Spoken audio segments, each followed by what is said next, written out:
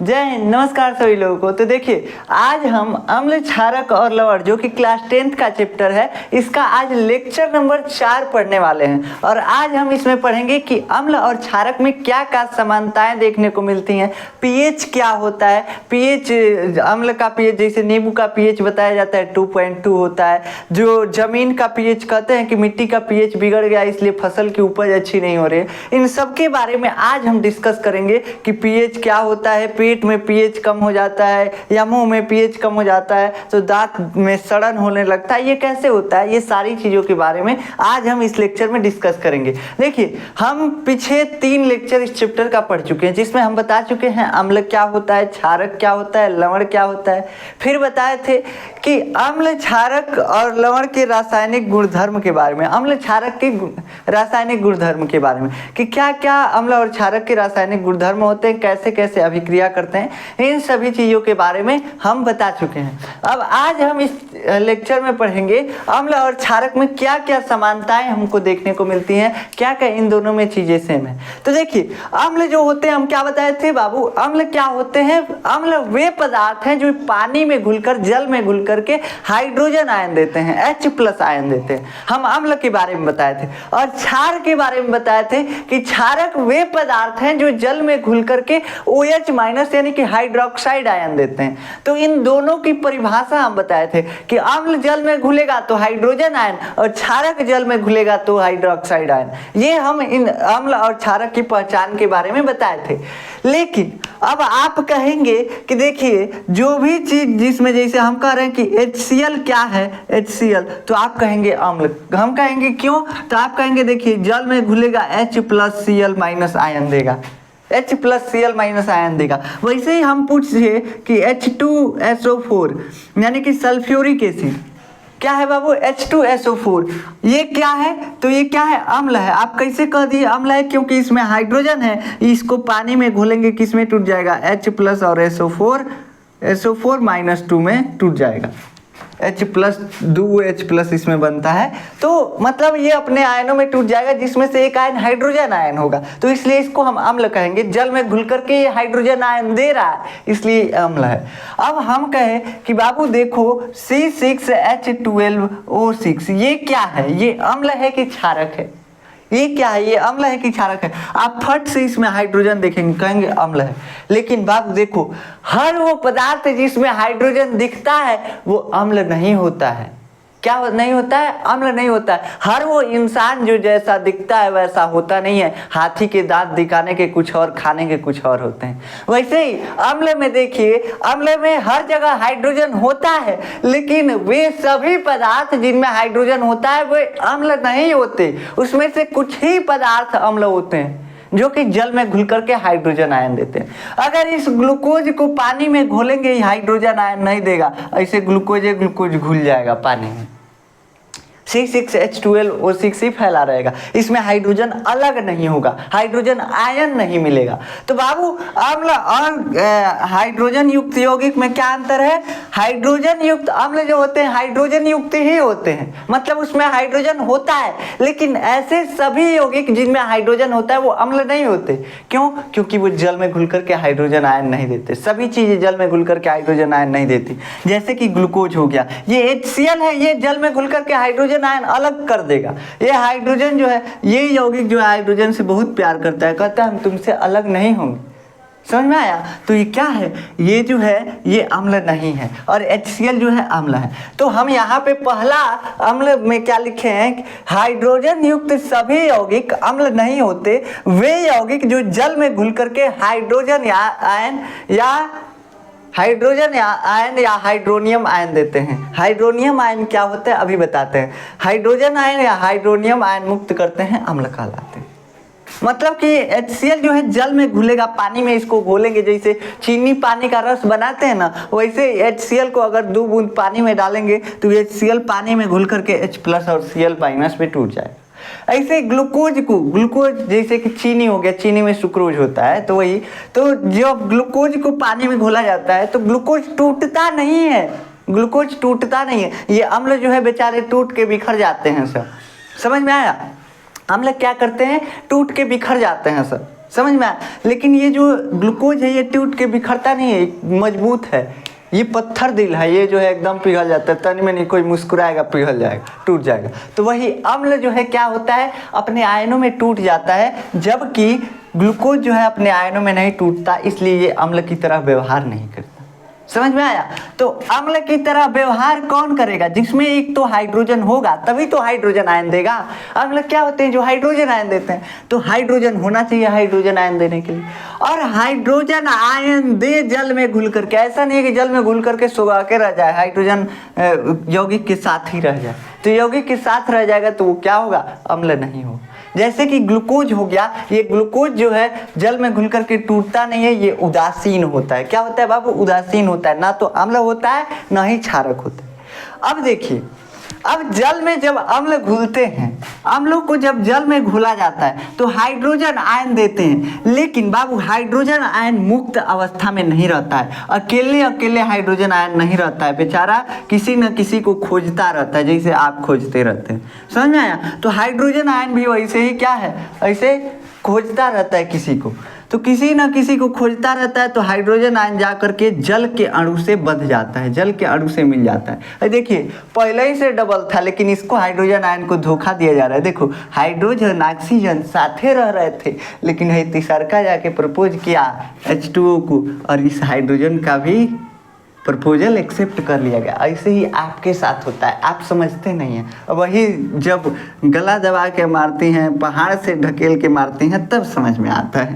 तो देखिए यहाँ पे जो हाइड्रोजन आयन है क्या करेगा, जल के अणु के साथ जाकर के मिल जाएगा, और जैसे ही मिलेगा क्या बन जाएगा, यहाँ दूगो हाइड्रोजन पहले ही से है। देखिए ऑक्सीजन पहले ही से दूगो के साथ पहले से फंसा हुआ है, लेकिन एक और ही हाइड्रोजन आया तो कहा तुम भी आ जाओ, तीसरको को फंसा लेते हैं। तीसरको आ गया हाइड्रोजन, H3O+ बन जाएगा, और इसी को हम बोलते हैं हाइड्रोनियम आयन। क्या बोलते हैं बाबू, हाइड्रोनियम आयन।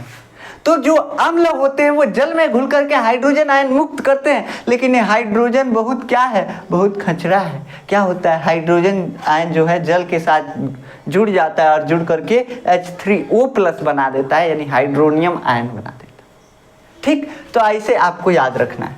तो देखिए ग्लूकोज जल में टूटता नहीं है, इसलिए उदासीन है। H2SO4 ये क्या है, सल्फ्यूरिक एसिड, जिसको हम सामान्य भाषा में तेजाब बोलते हैं। तेजाब भी एक एसिड है। क्या है, एसिड है। तो ये एसिड जो है क्या करता है, जल में जाकर के टूट जाता है, हाइड्रोजन आयन मुक्त कर देता है, इसलिए हम बोलते हैं कि ये क्या है, अम्ल है। हाइड्रोजन आयन मुक्त करेगा इसलिए अम्ल है, और वो हाइड्रोजन आयन मुक्त करेगा तो कहाँ जाएगा, जल के अणु के साथ मिलकर के हाइड्रोनियम आयन बना देता है। तो हाइड्रोजन आयन मुक्त अवस्था में जल में नहीं मिलता है, हाइड्रोनियम आयन के रूप में मिलता है। ठीक, अभी तक हम आपको समझा रहे थे कि अम्ल क्या होते हैं, जो हाइड्रोजन मुक्त कर दें पानी में। तो आप जानते होंगे कि हाइड्रोजन दिखेगा पानी में, नहीं दिखेगा, जाके जल के साथ पहले ही जुड़ गया, आपको देखने का मौका ही नहीं मिलेगा। ठीक, अब देखिए ऐसे ही क्षारक भी सेम वही है, जिसमें OH है, ऐसा नहीं है कि क्षारक है। देखिए हम बताए थे कि क्षारक क्या होते हैं, क्षारक वे पदार्थ हैं जो जल में घुल करके OH- आयन देते हैं, हाइड्रोक्साइड आयन देते हैं। जैसे NaOH यानी कि सोडियम हाइड्रोक्साइड, इसको पानी में डालेंगे तो क्या होगा, पानी में डालेंगे तो Na+ में टूट जाएगा, अपने आयन में टूट जाएगा, और OH- में टूट जाएगा, OH- में टूट जाएगा। मतलब कि क्षारक जब जल में घुलते हैं तो OH- आयन देते हैं। हम ये बताए थे क्षारक की परिभाषा में। अब बताइए बाबू, क्षारक जब जल में घुलेगा तो OH- आयन देगा, इसके लिए क्षारक के अंदर OH होना चाहिए, है कि नहीं, OH होना चाहिए। लेकिन ऐसे यौगिक जिनमें OH होते हैं वे सभी यौगिक क्षारक नहीं होते, उनमें से कुछ यौगिक क्षारक होते हैं। जैसे ये NaOH है, ये क्या है, ये क्षारक है, इसमें OH है इसलिए ये क्षारक है। ऐसे ही हम कहें कि KOH क्या है, तो ये भी क्षारक है। लेकिन हम कहें CH3, CH2 और OH, ई का है बाबू, तो कहेंगे ये क्या है, क्षारक है, क्योंकि इसमें OH है। आप ऐसे देख के बता देंगे, लेकिन ये क्षारक नहीं है। क्यों नहीं है, क्योंकि ये जल में घुल करके OH आयन मुक्त नहीं करता है, OH- मुक्त नहीं करता। समझ में आया। तो क्षारक वे पदार्थ हैं जो जल में घुल करके OH मुक्त करेंगे, मुक्त नहीं करता है, OH को छोड़ता ही नहीं है, बेचारा OH से बहुत प्यार करता है। समझ में आया। तो इसलिए ये क्या है, तो ये एल्कोहल है। क्या है बाबू, एल्कोहल है। इसको उदासीन बोल सकते हैं या हल्का अम्लीय होता है, बहुत हल्का अम्लीय होता है, तो इसलिए इसको हम क्या बोल सकते हैं, उदासीन भी बोल सकते हैं। CH3CH2OH ये क्या है, एल्कोहल है, शराब है, जिसमें ब्रांडी वगैरह सब आता है, तो उसी में सब वही है, मतलब शराब है, जो लोग पीते हैं शराब, वही शराब है। CH3CH2OH शराब का सूत्र है, इसको बोलते हैं एल्कोहल। क्या बोलते हैं, एथेनॉल इसका IUPAC नाम है, तो एथेनॉल या एल्कोहल बोला जाता है। तो हम क्या कहें कि ऐसे यौगिक जिनमें OH होते हैं वो सभी यौगिक क्या नहीं होते, क्षारक नहीं होते। उसमें से कुछ यौगिक क्षारक होते हैं। कौन सी यौगिक क्षारक होते हैं, जो जल में घुलने के बाद OH मुक्त कर दें, जो पकड़ के रखेंगे OH को, वो क्या है, वो क्षारक नहीं है। जो OH मुक्त कर देंगे वो क्या है, वो क्षारक है। तो यहाँ पे भी वही लिखा हुआ है, सेम OH मुक्त करने वाला OH युक्त सभी यौगिक क्षारकीय नहीं होते हैं। जो जल में घुल करके OH आयन मुक्त करते हैं क्षारक कहलाते हैं। जैसे कि एल्कोहल हो गया, ये उदासीन होता है या हल्का अम्लीय होता है, हम बता दिए हैं आपको, हल्का अम्लीय होता है। और NaOH जो कि सोडियम हाइड्रोक्साइड, ये क्या है बाबू, ये क्षारक है। क्यों क्षारक है, क्योंकि जल में ये करके और Na+OH- में टूट जाता है। OH- आयन हमको दे देता है, ये अलग दे देता है, इसलिए ये क्षारक है। दूसरा पॉइंट देखते हैं। दूसरा पॉइंट क्या है, अम्लीय विलयनों में विद्युत धारा का प्रवाह होता है, क्योंकि अम्लीय विलयन में आयन होते हैं, आयन उपस्थित होते हैं। अम्ल टूट करके आयन के रूप में व्यवस्थित हो जाता है। देखिए, अगर विद्युत धारा का प्रवाह करना है, इलेक्ट्रिसिटी का फ्लो कराना है, तो या तो मेटल चाहिए, मुक्त इलेक्ट्रॉन चाहिए। देखिए, विद्युत धारा का प्रवाह जब भी कराना है तो क्या होना चाहिए, मुक्त इलेक्ट्रॉन होना चाहिए। इलेक्ट्रॉन किस में होते हैं, मुक्त इलेक्ट्रॉन धातुओं में होते हैं।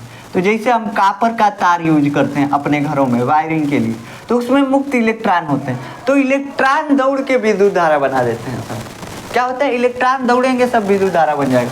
तो विद्युत धारा के प्रवाहित होने के लिए या तो इलेक्ट्रॉन की जरूरत होती है और या तो आयनों की जरूरत होती है।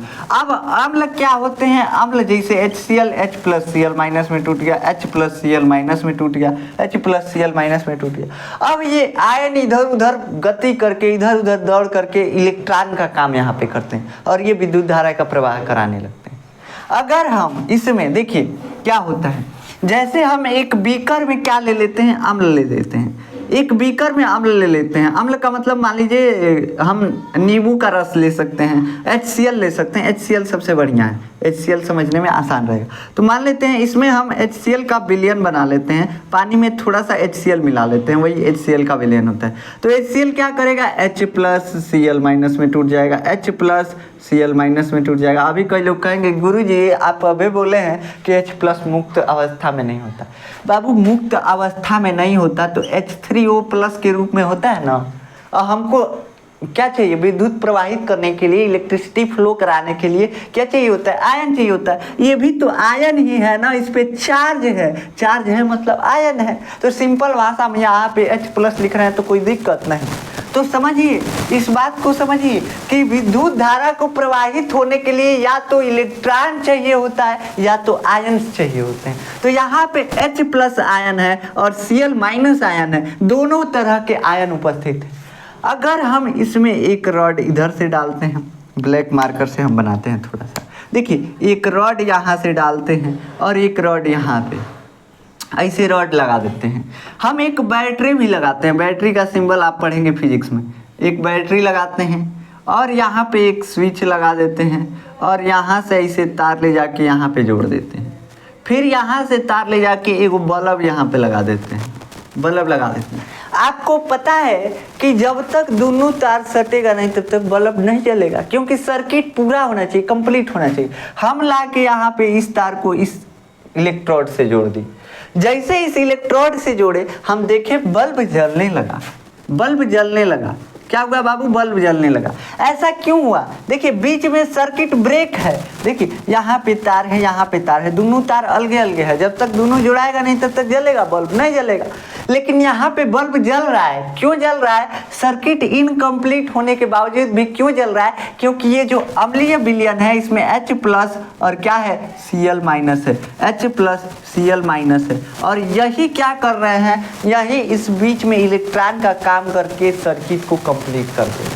इस सर्किट को ये विलयन कंप्लीट कर दे रहा है। यहाँ से होकर के विद्युत धारा इसे गुजर देगी। विद्युत धारा जब बंद लूप में गुजरेगी तभी कोई बल्ब जल सकता है। ऐसे बंद लूप में ऐसे गुजर गई, समझ में आया। तो जब बल्ब जला मतलब कि इससे विद्युत का प्रवाह हो रहा है। तो अम्ल में भी विद्युत का प्रवाह होता है और क्षारकों में भी विद्युत का प्रवाह होता है। क्यों होता है? क्योंकि अम्ल भी अपने आयनों में बिखर जाते हैं जल में घुल करके, और क्षारक भी अपने आयनों में बिखर जाते हैं जल में घुल करके। क्षारक भी प्लस और माइनस आयन देते हैं, अम्ल भी प्लस माइनस आयन देते हैं। और विद्युत धारा को प्रवाहित होने के लिए या तो इलेक्ट्रॉन चाहिए होता है या तो आयन चाहिए होता है। तो अम्ल भी आयन देता है, क्षारक भी आयन देता है। कब? जब जल में घुलते हैं। तो जल में घोल दिए और वहीं से कंडक्टर बना लिए, बल्ब जला लिए। तो हम कहें कि अम्ल और क्षारक के विलयन जो होते हैं क्या करते हैं? दोनों के विलयन क्या करते हैं? विद्युत धारा के सुचालक होते हैं, विद्युत धारा को प्रवाहित करते हैं। समझ में आया?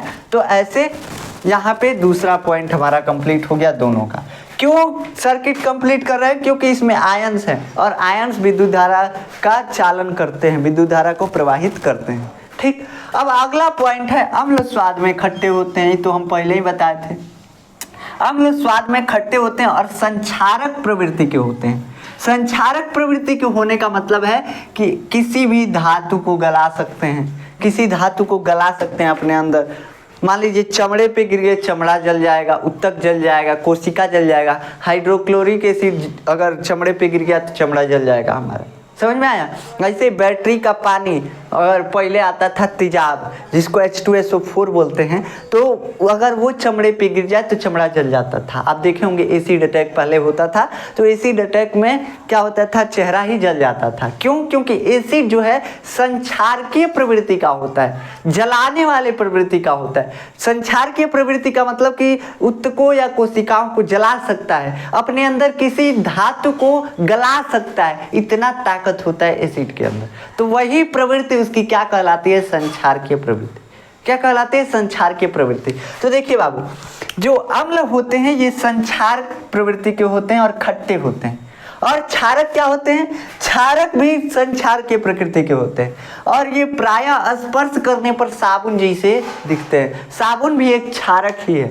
साबुन क्या है? एक क्षारक है। ठीक। तो साबुन क्या है? क्षारक है। देखिए क्षारक प्रायः स्पर्श में साबुन जैसे चिकने और स्वाद में कड़वे लगते हैं। कैसे लगते हैं? स्वाद में कड़वे लगते हैं। तथा संक्षारक प्रवृत्ति के होते हैं, मतलब कि ये भी उत्तकों और कोशिकाओं को जला सकते हैं, किसी धातु को अपने अंदर गला सकते हैं। इसलिए क्षारक और अम्लों को डायरेक्ट टच में नहीं लाना चाहिए, डायरेक्ट उनको नहीं छूना चाहिए। ग्लव्स पहन के छुआ जाता है। जो भी एक्सपेरिमेंट किए जाते हैं ग्लव्स लेकर के किए जाते हैं, ग्लव्स पहन करके। क्यों? क्योंकि अगर हाथ पे गिर गए तो हो सकता है कि हाथ जल जाए। आप कहेंगे कि सभी अम्ल क्षारक ऐसे होते हैं? नहीं। जैसे अगर नींबू का रस हाथ पे रगड़ रहे हैं, नींबू का रस अम्ल है लेकिन नहीं जलाएगा। क्यों? क्योंकि जो नींबू का रस है वो थोड़ा दुर्बल अम्ल है, थोड़ा सा दुर्बल अम्ल है, उतना प्रबल नहीं है कि आपका हाथ जला सके। ठीक।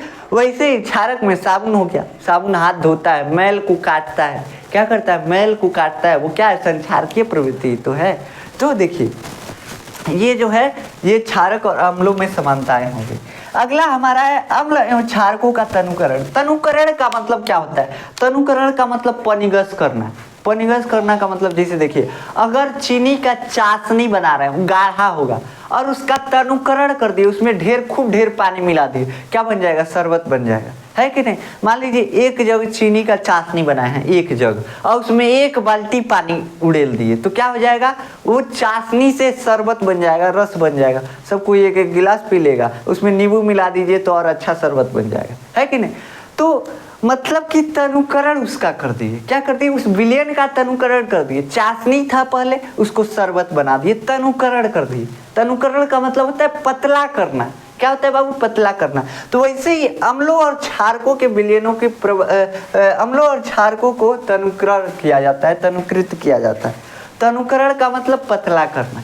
जैसे खीर और आप देखे होंगे तो कहीं कहीं खीर खाते होंगे आप, एकदम भात जैसे लगता होगा, टाइट टाइट, और कहीं कहीं खाते होंगे उसमें दूधे रहता होगा, चावल मिलता ही नहीं होगा, बहुत कम चावल रहता है। तो पनिगस हो गया, मतलब तनु हो गया। समझ में आया? तो गाढ़ा जो है वो क्या है? सांद्र है, और जो पतला है वो क्या है? तनु है। तो तनुकरण करने का अर्थ होता है कि पतला करना, विलयन को क्या करना? पतला करना। अब मान लीजिए HCl है, HCl बहुत ज़्यादा पावरफुल एसिड है। HCl क्या है? जो बहुत ज़्यादा पावरफुल एसिड है। वैसे H2SO4 भी क्या है? बहुत ज़्यादा पावरफुल एसिड है। अब इन एसिड को डायरेक्ट नहीं छुआ जा सकता, तो अब इनको क्या किया जाता है? पहले पानी लेते हैं और इस पानी में बूंद बूंद करके HCl मिलाते हैं। अब इस पानी को भी नहीं छुआ जा सकता, ऐसा नहीं है कि डायरेक्ट पानी को छू दीजिए, नहीं।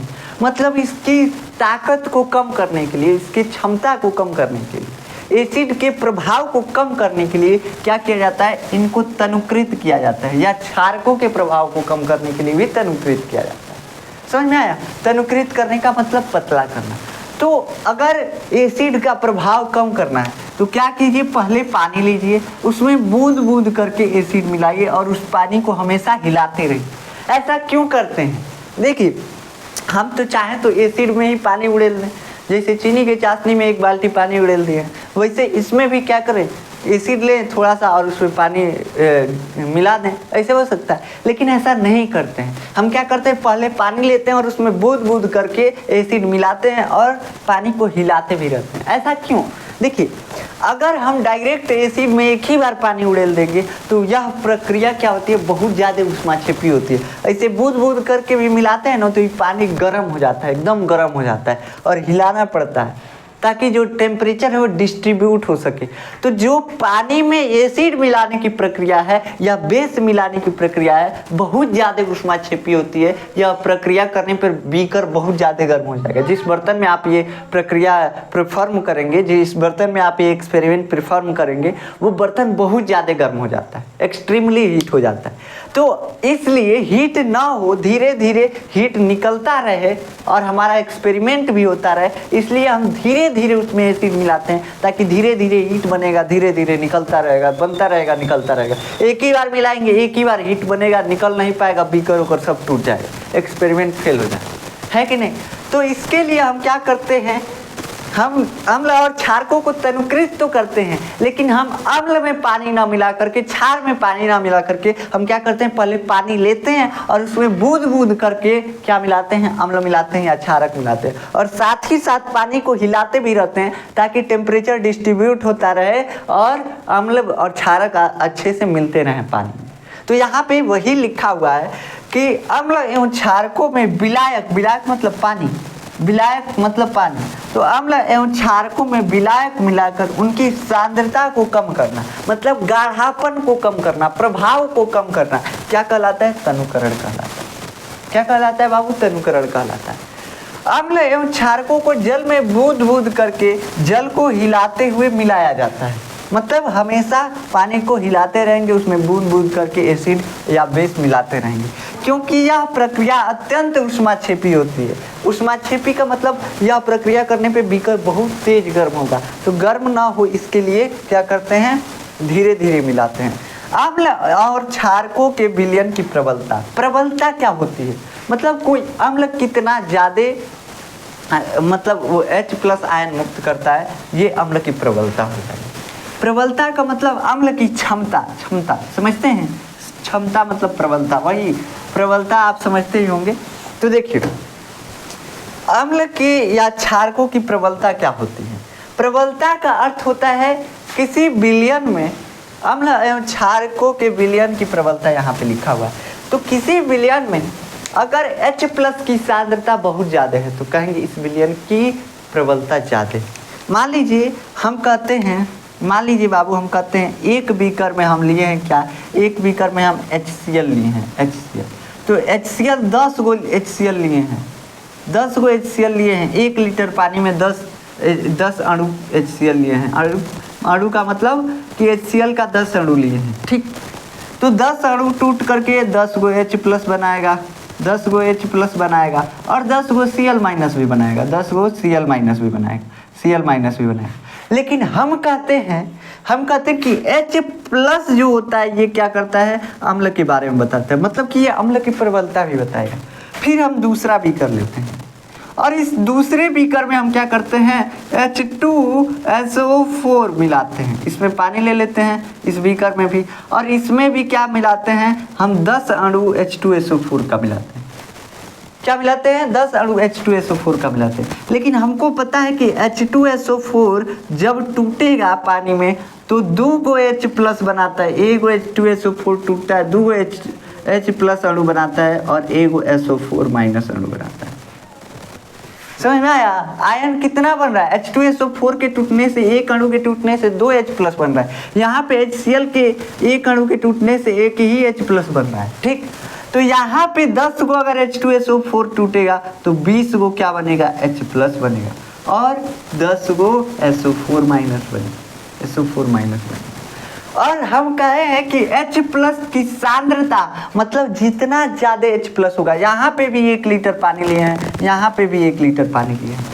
इस 1 लीटर पानी में 10 H प्लस है और इस 1 लीटर पानी में 20 H प्लस है। तो किसमें सांद्रता ज़्यादा है, किसमें ज़्यादा H प्लस है? तो बाबू H2SO4 वाले में ज़्यादा H प्लस है। मतलब इस विलयन की क्या होगी, प्रबलता अधिक होगी। प्रबलता का मतलब होता है H प्लस की सांद्रता, हाइड्रोजन आयन की सांद्रता। तो जितनी ज़्यादा हाइड्रोजन आयन की सांद्रता रहेगी विलयन उतना ही प्रबल होगा। तो यहाँ पे भी वही लिखा गया है, प्रबलता विलयन में घुले H प्लस और OH माइनस की सांद्रता पर निर्भर करता है। जैसे अगर मान लीजिए हम क्या करते हैं, हम कहते हैं कि NaOH इस विलयन में मिलाते हैं और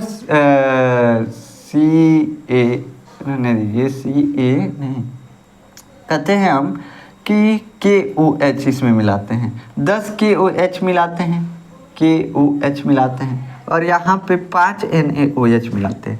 किसमें, 1 लीटर पानी में, और ये भी 1 लीटर पानी में। ये भी एक्सपेरिमेंट 1 लीटर पानी में है। तो अब इसमें से क्या होगा, इसमें से 10 गो Na प्लस बनेगा, 10 गो Na प्लस बनेगा और 10 गो OH माइनस बनेगा, 10 गो OH माइनस बनेगा, सॉरी 5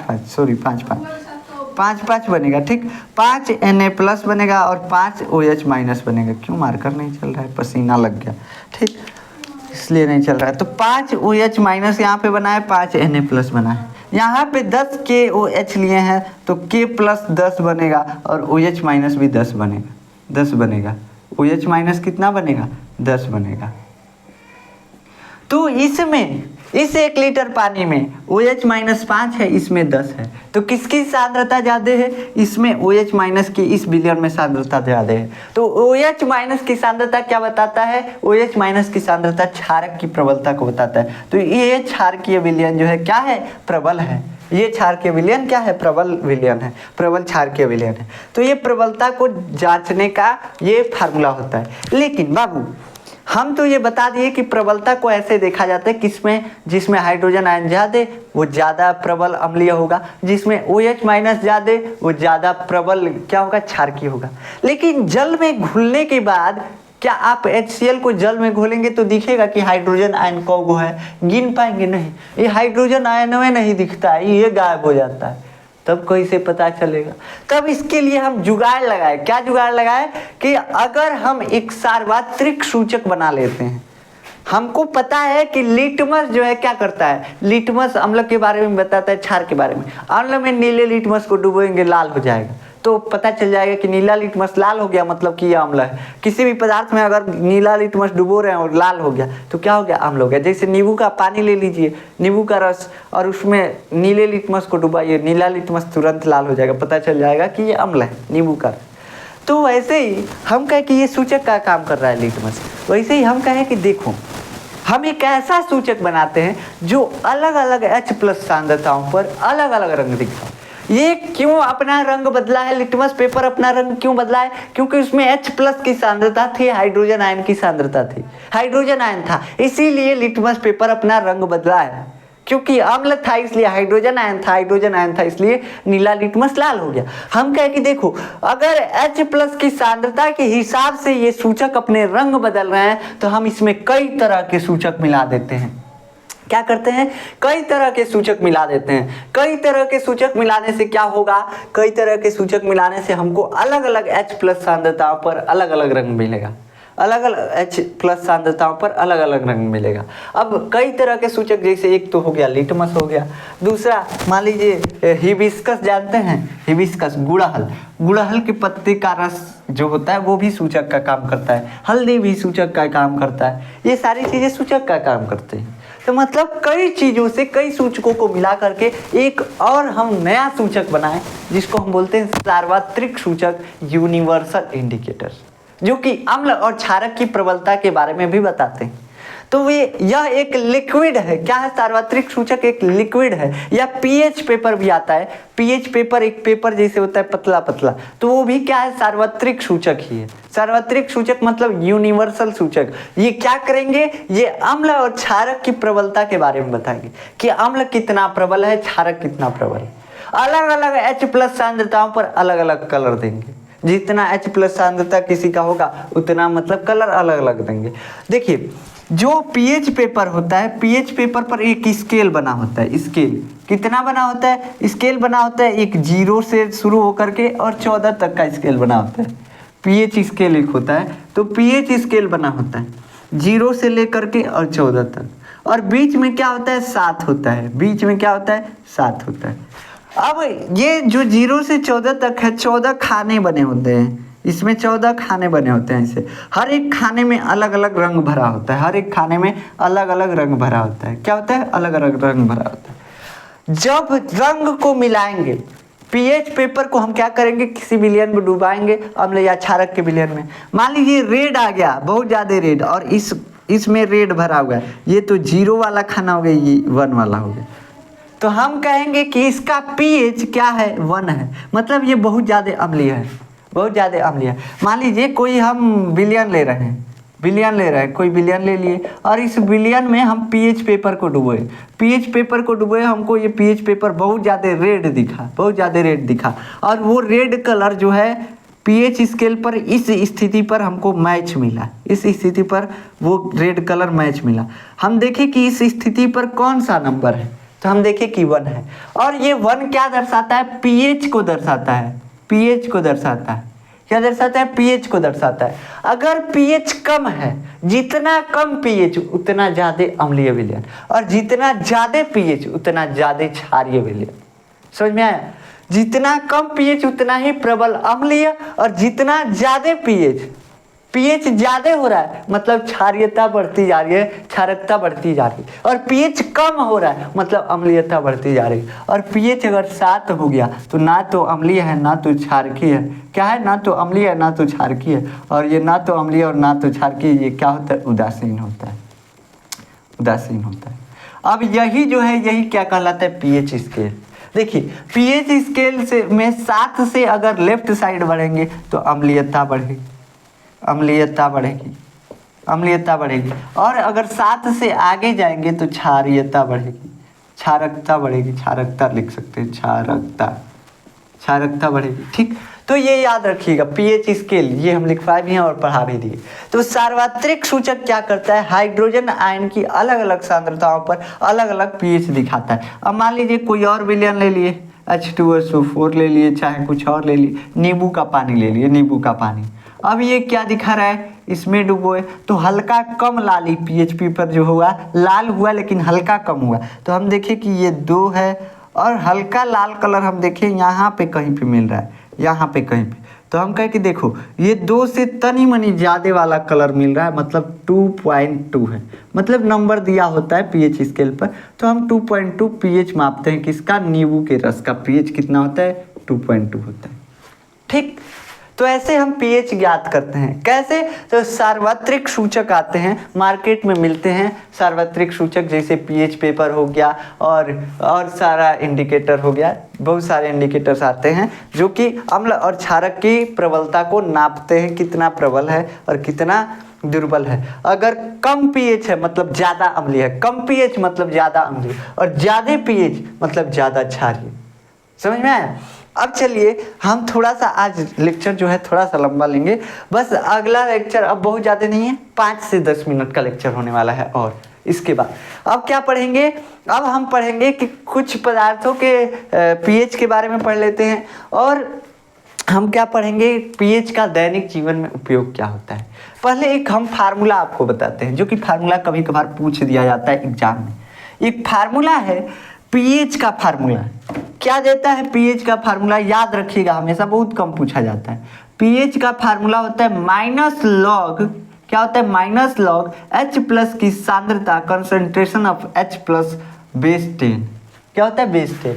तो ये जो होता है ये फार्मूला होता है। अब इस फार्मूले से हम क्या करते हैं, हम pH निकालते हैं। कैसे, तो मान लीजिए किसी बिलियन में H प्लस की सांद्रता दे दिया है 1 × 10⁻3। क्या दिया हुआ है, H प्लस की सांद्रता किसी बिलियन में दिया हुआ है। H प्लस की सांद्रता, सांद्रता को कोष्टक से दिखाते हैं, ठीक, कोष्टक बड़ा वाला कोष्टक से दिखाते हैं। अब देखिए H प्लस की सांद्रता इतना दिया हुआ है, इसका बोला है pH निकालने के लिए। तो pH अगर निकालना हुआ तो हम क्या करेंगे, माइनस लॉग H प्लस की सांद्रता, H प्लस की सांद्रता 1 × 10⁻3, इसको लिखा जा सकता है बस 10⁻3। कोई दिक्कत नहीं, कोई दिक्कत नहीं है, 1 से गुणा करेंगे उतना ही रह जाएगा। तो 10⁻3 किसकी जगह पे रख दिए, H प्लस की सांद्रता की जगह पे बेस 10।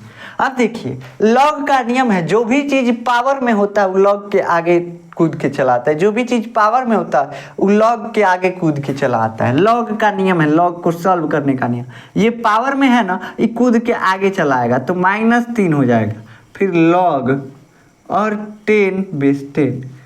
लॉग का नियम है, जब ये लॉग और ये जो बेस है ये दोनों बराबर हो जाए तो इसका मान हो जाता है 1।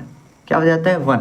ऐसे आपको हायर क्लास में पढ़ाया जाएगा। लॉग 10 बेस 10, लॉग का मान और बेस का मान दोनों बराबर हो गया तो क्या हो गया, ये क्या हो गया, ये इसका मान 1 हो जाएगा। जब ये दोनों बराबर हो जाए तो इस लॉग 10 बेस 10 को हम 1 लिख सकते हैं। ऐसे लॉग 2 बेस 2 रहता तो भी 1 लिख सकते थे, लॉग 2 बेस 2 रहता तो भी 1 लिख सकते थे। मतलब जब दोनों सेम हो जाए तो 1 हो जाता है। तो यहाँ पे -3 और गुणे -3, यहाँ पे रुकिए, देखिए ये सांद्रता को माइनस आप कर लीजिए क्योंकि pH में 0 होता है, माइनस में pH नहीं दिया होता है तो माइनस नहीं आना चाहिए, इसलिए हम यहाँ पे सांद्रता को माइनस में कर लेते हैं। H प्लस की सांद्रता 1 × 10⁻3, 1 × 10⁻3, यहाँ पे भी 10⁻3 आएगा। तो जब 10⁻3 मतलब हम क्वेश्चन में थोड़ा सा परिवर्तन किए हैं, 10⁻3 पावर -3 इधर आएगा, माइनस पहले ही से एगो था, एगो माइनस तो पहले से था, एगो माइनस इसके साथ गुणा होगा, क्या हो जाएगा, ये प्लस हो जाएगा, माइनस माइनस गुणा हो जाएगा प्लस हो जाएगा। और लॉग 10 बेस 10 क्या हो जाएगा, इसका मान 1 हो जाएगा। मतलब pH कितना आ गया, 3 आ गया। pH का मान कितना आ गया, 3 आ गया। ये क्या है, अम्लीय है। 7 से कम अम्लीय, 7 से ज़्यादा क्षारीय। 7 से जितना कम अधिक कम होगा उतना ज़्यादा प्रबल होगा, प्रबल अम्लीय होगा। और 7 से जितना ज़्यादा अधिक होगा उतना ज़्यादा प्रबल क्षारकीय विलयन होगा, अम्लीय। ठीक, तो ये ध्यान रखिएगा, ये एक फार्मूला आप अपने कॉपी में नोट कर लीजिए, ये क्वेश्चन भी कर सकते हैं, कोई दिक्कत नहीं। ठीक, चलिए अब हम आगे बढ़ते हैं, थोड़ा सा समझ लेते हैं कि कुछ चीज़ों के pH, जैसे कि जठर रस के pH, मतलब हमारे पेट में जो HCl बनता है उसका pH कितना होता है, 1.2 होता है। नींबू के रस का pH 2.2 होता है। उसके बाद हमारे रक्त का pH तो सबको पता है 7.4 होता है। पानी जो होता है कैसा होता है, उदासीन होता है, इसका pH 7 होता है। एक बार हम यहीं पर लिख ही देते हैं, देखिए याद रखने वाली चीज़ें हैं, लिख देते हैं, थोड़ा सा याद रखिएगा।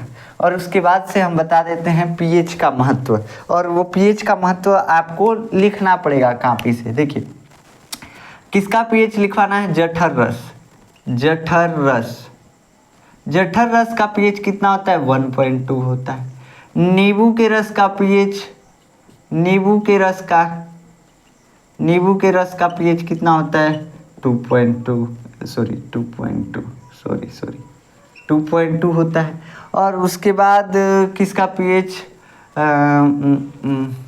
pH और लिखवा दें, 2.2 होता है नींबू का pH। शुद्ध जल का pH, शुद्ध जल, देखिए शुद्ध जल, ये नहीं कि कहीं से पानी लाए, तालाब से कहीं से लाया और नाप दिए तो pH कम ज़्यादा हो सकता है थोड़ा सा, लेकिन अगर शुद्ध जल जैसे डिस्टिल वाटर होता है उसका pH 7 होगा। वैसे ही ब्लड का यानी कि रक्त का pH कितना होता है, 7.4, ये सबको याद होता है। वैसे ही अगला pH आप याद कर सकते हैं, MgOH का होल ट्वाइस। ये क्या होता है, MgOH का whole twice, milk of magnesia. क्या होता है, मिल्क ऑफ मैग्नीशिया, इसका pH जो होता है 10 होता है, इसका pH 10 होता है। मिल्क ऑफ मैग्नीशिया यहाँ पे लिख लीजिएगा आप आगे हिंदी में। देखिए ये मिल्क ऑफ मैग्नीशिया जो होता है अपच में यूज होता है। अभी हम पढ़ाएंगे आपको कि मिल्क ऑफ मैग्नीशिया, इसका सूत्र याद रखिए। मिल्क ऑफ मैग्नीशिया जब अपच होता है, खाना नहीं पचता है, तो इसका यूज किया जाता है, खाया जाता है इसको। मिल्क ऑफ मैग्नीशिया जिसका pH 10 है, ये दुर्बल क्षारकीय, क्योंकि 7 से थोड़ा सा ही तो ज़्यादा है, तो थोड़ा सा ज़्यादा है तो दुर्बल होगा, तनी और ही ज़्यादा रहता तो प्रबल होता।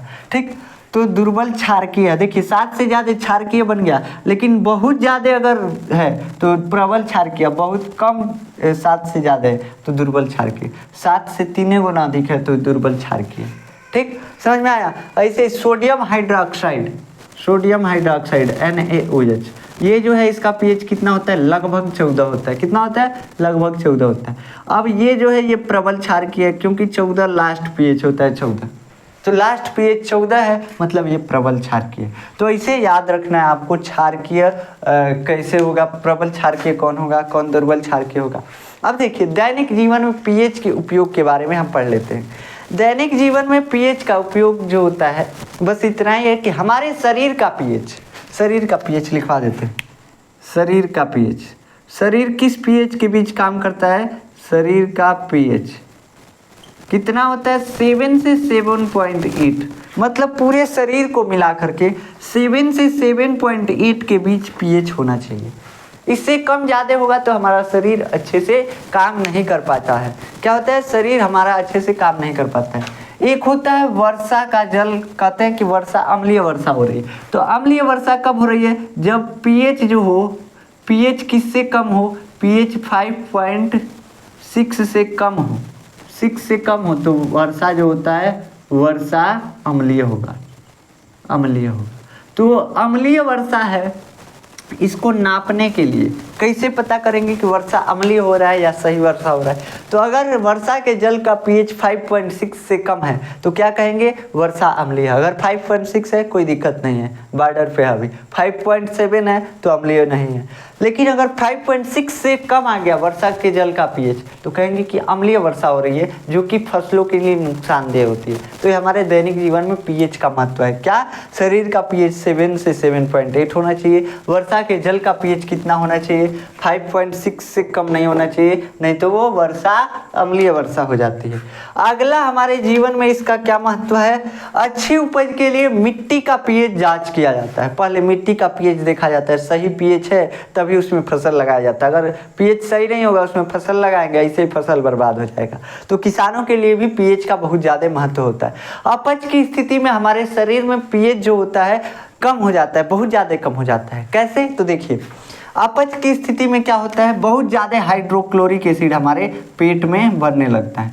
हमारा ये मान लीजिए हमारा ये अमाशय है, हमारा ये अमाशय है, हमारा ये अमाशय, जब बायोलॉजी पढ़ाएंगे तो अच्छे से बनाएंगे। इसमें बहुत ज़्यादा हाइड्रोक्लोरिक एसिड HCl आ गया, क्योंकि खाना पचाने के लिए हाइड्रोक्लोरिक एसिड की आवश्यकता होती है, जो कि हमारे पेट में अमाशय में बनता है। अब बहुत ज़्यादा अगर हाइड्रोक्लोरिक एसिड हो जाता है तो हमारे पेट में एसिडिटी होने लगती है, इसी को बोलते हैं अपच।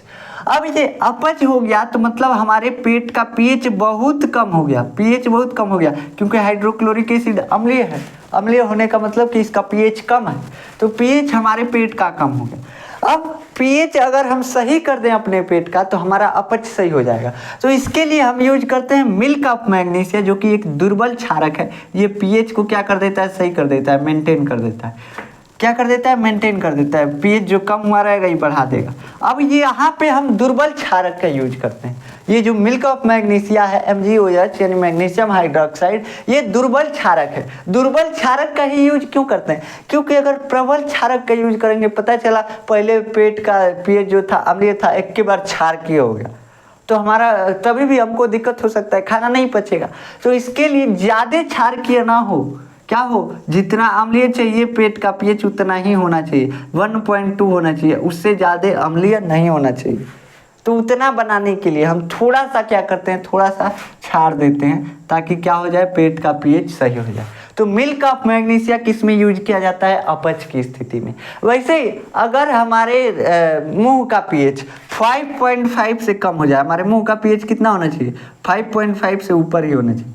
5.5 से कम हो जाता है हमारे मुंह का पीएच, तो हमारे दांतों में क्या हो जाता है? हमारे दांतों की इनेमल जो परत है, ऊपर की सबसे हार्ड लेयर सफ़ेद कलर की जो दिख रही है, ये क्या होने लगती है? क्षय होने लगती है। क्षय होने का मतलब गलने लगता है। तो ये क्या है? पीएच चेक करके ही मालूम चलेगा कि दांत क्यों गल रहा है। दांत गल रहा है तो पीएच मुंह का चेक किया जाएगा, पता चलेगा दांत गल रहा है, सड़न हो रहा है। तो ये दैनिक जीवन में पीएच का महत्व है। अब इसको ठीक कैसे किया जाए? तो खाना खाने के तुरंत बाद ब्रश किया जाता है, तब ये जो है मुंह का पीएच सही बना रहता है। क्षारकीय मंजन से ब्रश किया जाता है ताकि मुंह का पीएच सही बना रहे। अब ऐसा क्या होता है पीएच कम होने पर कि जो मुंह में पीएच जो है कम ही क्यों होता है? पहले ये समझ लेते हैं। देखिए, मुंह में पीएच कम इसलिए होता है क्योंकि हमारे मुंह में बहुत सारे बैक्टीरिया हैं। जब हम खाना खाते हैं तो कुछ खाना हमारे मुंह में ही रह जाता है। अब ये जो मुंह में हमारे खाना रह गया, उसमें बैक्टीरिया भी हैं, वो बैक्टीरिया अपना भोजन करने लगते हैं और उनके भोजन से एसिड निकलता है, जिसके वजह से क्या होता है? हमारे मुंह का पीएच कम हो जाता है और हमारा दांत जो है संचारित होने लगता है। संचारित मतलब कि कर सकते हैं, उसका क्षय होने लगता है, दांतों का क्षय होने लगता है। तो इसको रोकने के लिए जब हम क्षारकीय मंजन से ब्रश करेंगे तो जो मुंह का पीएच कम हुआ है वो अधिक हो जाएगा, फिर से हमारा मुंह सही हो जाएगा। तो इसका इलाज यही होता है। ठीक, इसके बाद क्या है? मधुमक्खी जो डंक मारती है, मधुमक्खियाँ जो डंक मारती हैं, तो वहाँ पे हम क्या करते हैं? वहाँ पे बेकिंग सोडा का यूज करते हैं। बेकिंग सोडा जो होता है क्षारकीय होता है, जो खाने वाने में यूज किया जाता है, देखे होंगे बेकिंग सोडा।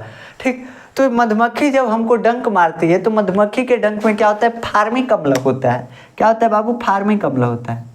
फार्मिक अम्ल मधुमक्खी के डंक में, चींटी के डंक में फार्मिक अम्ल। अब ये अम्ल है, तो जैसे हमारे शरीर में अम्ल प्रवेश करेगा, खुजली होगा, दर्द होगा, तो अब क्या करेंगे? वहाँ पे बेकिंग सोडा लगा देंगे। बेकिंग सोडा क्षारकीय, ये अम्ल के प्रभाव को खत्म कर देगा। आप जानते हैं अम्ल क्षार मिलकर के लवण बना देते हैं, उदासीन बना देते हैं। तो वही होता है, जैसे यहाँ पे फार्मिक अम्ल मिला, यहाँ पे क्षारक मिला दिए, दोनों अभिक्रिया किए, फार्मिक अम्ल और बेकिंग सोडा न्यूट्रल हो गया सब, यहाँ जो है फिर से नॉर्मल हो गया, दर्द खत्म हो जाएगा, जो भी खुजली है खत्म हो जाएगा, सूजन खत्म हो जाएगा। समझ में आया? तो ये जो है हमारे दैनिक जीवन में पीएच का महत्व है, कैसे पीएच काम करता है, ये सारी चीज़ें हम बता दिए, कैसे पीएच जांच किया जाता है। तो आशा है कि ये सारी चीज़ें आपको समझ में आई होंगी। अब हम नेक्स्ट लेक्चर में पढ़ेंगे लवण के रासायनिक गुणधर्म के बारे में, कि लवण जो होते हैं उनका उपयोग हमारे जीवन में कैसे किया जाता है। जो लवण होते हैं उसमें बहुत सारी अभिक्रिया हैं, क्लोर क्षार अभिक्रिया वगैरह सब है, उन सब के बारे में हमको डिस्कस करना है। अच्छे से डिस्कस करेंगे नेक्स्ट लेक्चर में। हो सकता है ये लेक्चर 6 लेक्चर का हो जाए, सॉरी ये चैप्टर 6 लेक्चर का हो जाए, तो घबराना नहीं है, थोड़ा सा लंबा चैप्टर है। ठीक, तो मिलते हैं नेक्स्ट लेक्चर में, तब तक के लिए जय हिंद।